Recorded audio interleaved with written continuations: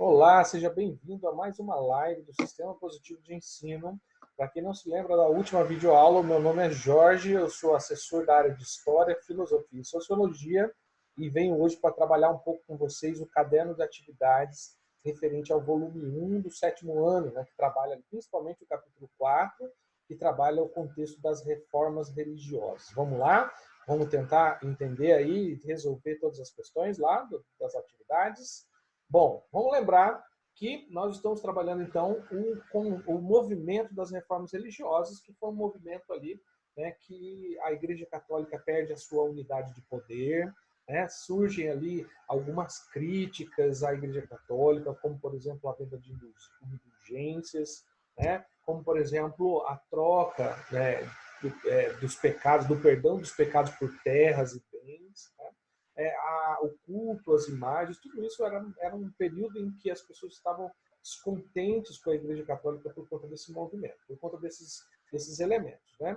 A Igreja Católica, então, passa por um período de crise, né? E alguns personagens propõem aí uma nova, um distanciamento, uma separação da Igreja Católica e a instituição de uma igreja protestante, né? Que continua sendo cristã, mas que entende a Bíblia de uma maneira diferente do que os católicos entendiam. Então vamos lá, vamos para a primeira questão, saber como que a gente resolve já e fica aí preparado para as próximas atividades. Bom, na primeira atividade que eu trago para vocês, né, nós temos aí três imagens que mostram três diferentes momentos da Reforma Protestante. Quais são esses três momentos? Vamos analisar as imagens? Então, na primeira imagem, você vê ali, ó, a venda de indulgências, né, que eu acabei de comentar com vocês. Tá? Na segunda imagem, você vê o Lutero, né, pregando lá as 95 teses. E na terceira imagem, o Lutero, diante, né, da catedral, né, da dieta de Worms, em 1521, defendendo essas 95 teses. Né? Então, a resposta para essa questão, que está lá na página 23 do livro de atividades, diz o seguinte: a imagem 1 retrata a venda de indulgências. A imagem 2 é o Lutero pregando as 95 teses na Catedral de Wittenberg, né? E a imagem 3, Lutero perante o imperador de Worms, defendendo as suas teses. Então, são três momentos retratados aí em três diferentes obras de arte, três momentos da reforma religiosa, das reformas protestantes, que culminaram aí no surgimento, na criação das igrejas protestantes, ok? Todo mundo acertou, né? Tenho certeza. Bom, vamos para a próxima questão lá. A próxima questão nos diz o seguinte, ó: identifique se as características listadas a seguir pertencem ao luteranismo, ao calvinismo e ou ao anglicanismo. Então vamos tentar descobrir qual dessas características se relaciona a qual das igrejas protestantes aí. Então a letra A nos diz que o rei era o líder religioso. Qual das três religiões, qual das três igrejas protestantes tinha um rei como um líder religioso? Todo mundo lembra, né? Tenho certeza. É claro, trata-se do anglicanismo, né? Ele que tinha ali o rei como líder religioso instituído, né? Líder não só político, mas também líder religioso instituído, tá? A letra B nos diz o seguinte, ó: qual dessas três, luteranismo, calvinismo ou anglicanismo, defendia a doutrina da predestinação absoluta? Vamos lembrar o que é a predestinação? A gente tem que lembrar o seguinte: a Igreja Católica e as protestantes entendiam de modo diferente como que a gente fazia para chegar à salvação. Né? Uma dessas três aí, defendia a ideia de que a salvação já estava predestinada, né? Tanto a salvação quanto a condenação já eram predestinadas. Então, qual das três foi que defendeu essa tese, essa doutrina? Alguém sabe? Sim, é o calvinismo, exatamente. Tenho certeza que vocês acertaram. A alternativa C, a letra C, desculpe, nos diz o seguinte, ó: confisco de terras e bens do clero, né? Qual foi das três igrejas protestantes que defendeu o confisco das terras e os bens que estavam nas mãos do clero? Né? Vamos lembrar que uma delas aí confiscou as terras de volta, aquelas terras que estavam nas mãos da igreja, né? Por vender indulgências, por trocar a troco do perdão dos pecados, eles trocavam essas terras, eles pegavam essas terras, né? foi uma das coisas que levou ao descontentamento com a Igreja Católica, né? E só que uma dessas três igrejas protestantes fez o confisco dessas terras e os bens de volta, os bens que estavam na mão do clero, eles pegaram de volta. Qual foi? Das três igrejas? Bom, anglicanismo, exatamente, todo mundo acertou. Bom, letra D, a salvação por meio da fé, exclusivamente da fé. Todo mundo lembra qual foi? Luteranismo, será? Calvinismo, será? Anglicanismo?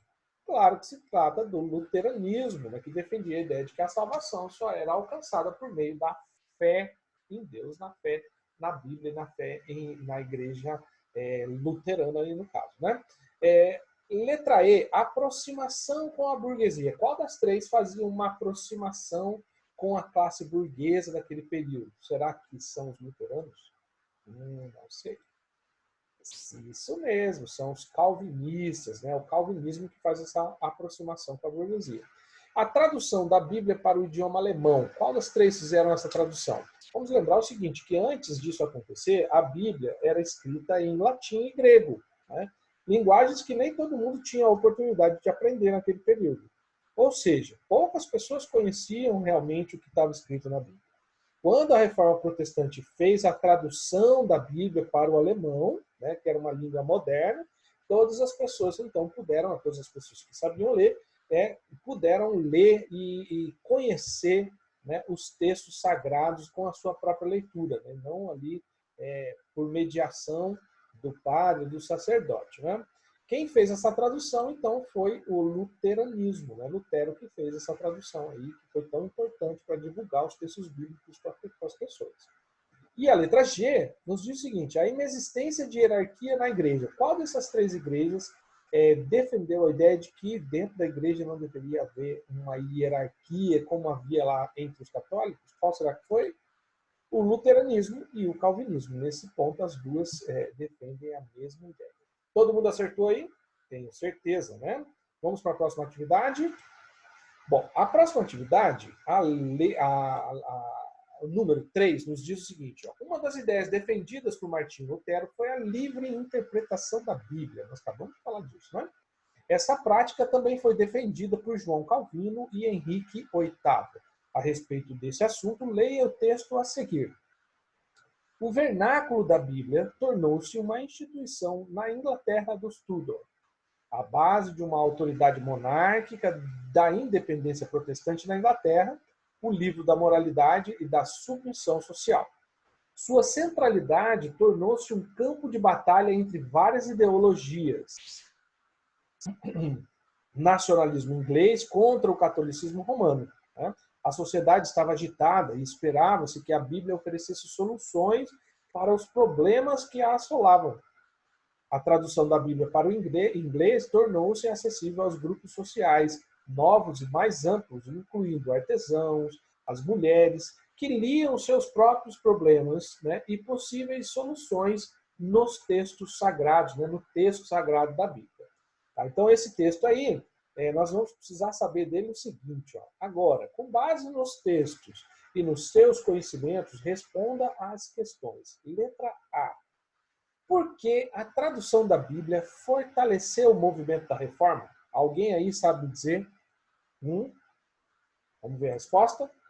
A tradução da Bíblia possibilitava o acesso de mais pessoas à obra. Por quê? Porque ela foi, né, traduzida para as linguagens modernas daquele período, né?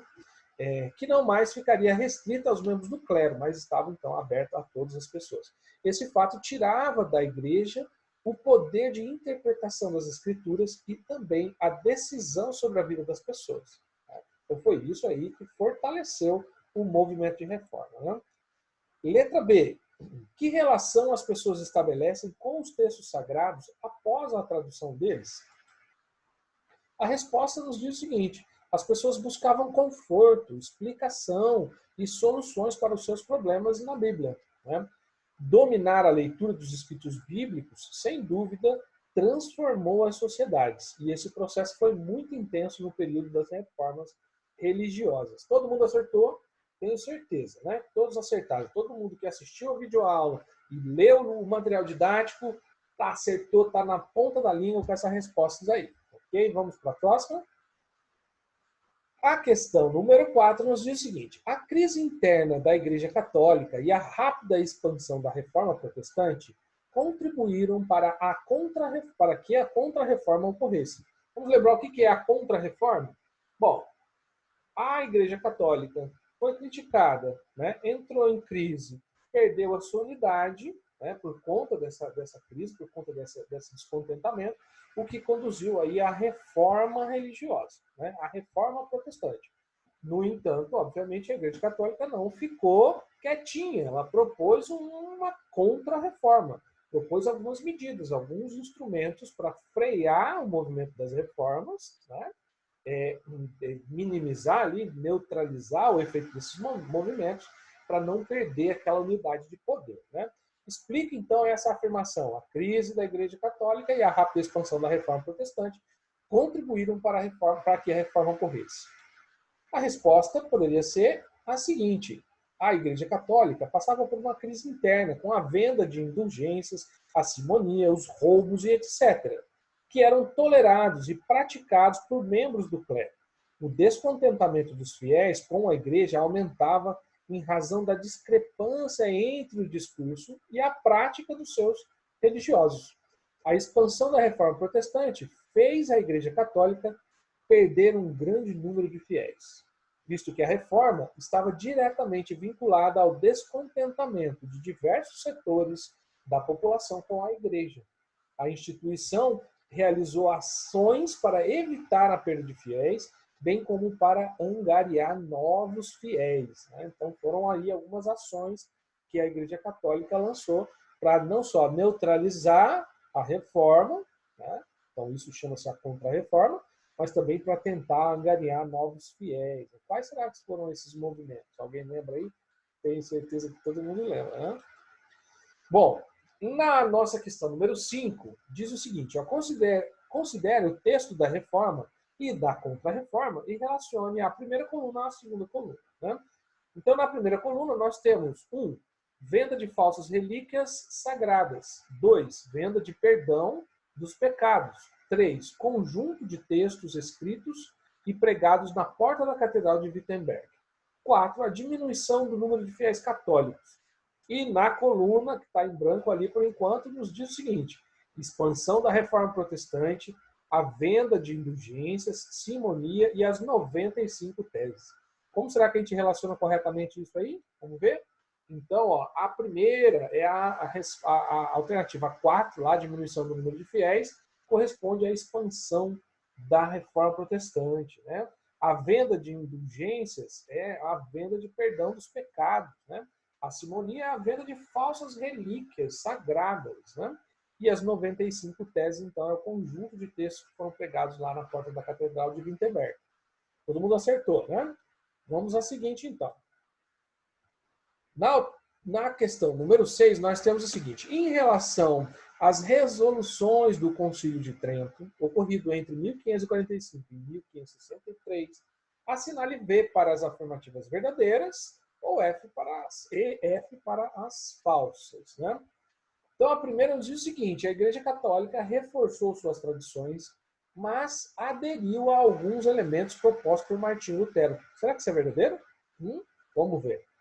Segundo, reforçar os tribunais de inquisição, dando a eles mais poder, era uma maneira da Igreja Católica combater o que considerava heresia. Isso é verdadeiro ou é falso? Vai anotando aí, né? A criação do Index Librorum Prohibitorum, que nome diferente, não? É um livro, né? Visava aí controlar uma lista que visava controlar as ideias que se burlavam a favor da Reforma Protestante. Então a Igreja fez lá uma lista de livros, de obras que não podiam circular, que eram proibidas, né? Isso se chamava Index. Será que isso é verdadeiro ou é falso? Bom, e por último, a Reforma Católica, né, manteve o celibato e os cultos e o culto às imagens. Será que a Igreja Católica manteve o celibato e o culto às imagens mesmo após as críticas e o movimento de reforma? Vamos ver quais são verdadeiras e quais são falsas? A primeira, então, é falsa. A Igreja Católica reforçou suas tradições, mas não aderiu aos movimentos, aos elementos propostos aí por Martinho Lutero, né? Reforçar os tribunais da Inquisição é verdadeiro, eles fizeram realmente isso, na tentativa de diminuir o movimento de reforma e angariar também novos adeptos, né, novos fiéis. A criação do index também é verdadeira e a manutenção do celibato e do culto às imagens também é verdadeira. Então, nós tivemos aí algumas atividades voltadas para o conteúdo das reformas religiosas, né? E agora nós vamos nos despedir aqui, dizendo para vocês ficarem atentos, né? Ficarem espertos com as próximas videoaulas, com as próximas lives que virão, que vai ajudar você aí a continuar estudando, continuar investigando a história. Eu tenho certeza que você vai gostar bastante das próximas. Tchau, tchau, um abraço e até lá!